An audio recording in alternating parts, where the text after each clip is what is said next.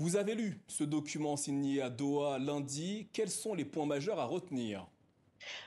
Il faut d'abord dire que le document de Doha consacre, bien proclame un cessez-le-feu général, hein. Les différentes parties se sont engagées à ne plus user de la force pour régler les problèmes du Tchad. Il y aura un processus de DDR, entendez démobilisation, désarmement et réinsertion, qui se fera en deux étapes. D'abord, avant le dialogue, les groupes politico-militaires ont pris l'engagement de recenser leurs combattants et après le dialogue, il y aura un processus de désarmement. Et la partie la plus importante, c'est que les différents signataires s'engagent à aller à N'Djamena, participer au grand dialogue et le gouvernement de transition s'est également engagé à assurer leur sécurité pour qu'ils puissent prendre part aux côtés des autres forces politiques et sociales au dialogue national dont les travaux démarrent sauf dernier revirement le 20 août prochain. Le dialogue national inclusif doit démarrer donc le 20 août à N'Djamena au Tchad. Comment les groupes rebelles signataires vont-ils participer aux discussions? Oui, selon le document de Doha, mis à part donc la cessation des hostilités, hein, les groupes politico-militaires doivent contribuer efficacement à la réussite de ce dialogue.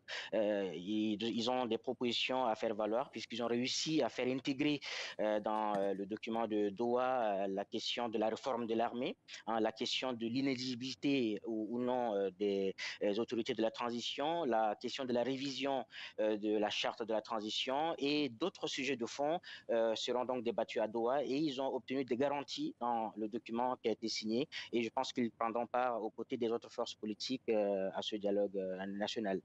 Mahamat Idriss Déby Itno a tendu la main au groupe rebelle non signataire hier, c'était lors de son message à la nation. Que vont devenir les 18 groupes politico-militaires qui ont refusé de signer ce texte? Je pense qu'eux-mêmes n'ont pas fermé la porte hein, complètement, hein. Certes, ils se sont abstenus de signer l'accord de Doha malgré qu'ils ont participé pendant les discussions du pré-dialogue pendant les 5 mois. Ils estiment que leurs revendications n'ont pas été prises en compte, mais Mamad Madi, par exemple, le leader du plus important mouvement rebelle, le FACT, a clairement dit à maintes reprises sur plusieurs antennes que son mouvement se dit ouvert au dialogue, tout comme les autres mouvements qui n'ont pas signé l'accord se disent ouverts. Donc peut-être que d'ici à la tenue de ce dialogue, peut-être de l'eau pourrait couler sous le pont et ils peuvent rejoindre le processus en cours. Comment faut-il analyser la signature de ce texte? S'agit-il d'une victoire pour les autorités de N'Djamena? Non, il ne faudrait pas crier victoire parce que tout le monde n'a pas signé.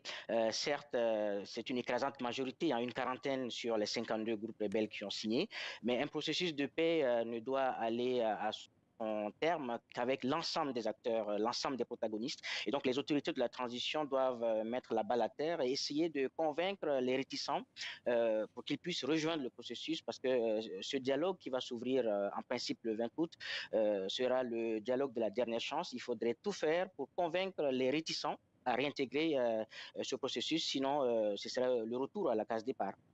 Eric Topona, merci beaucoup d'avoir répondu à nos questions ce soir.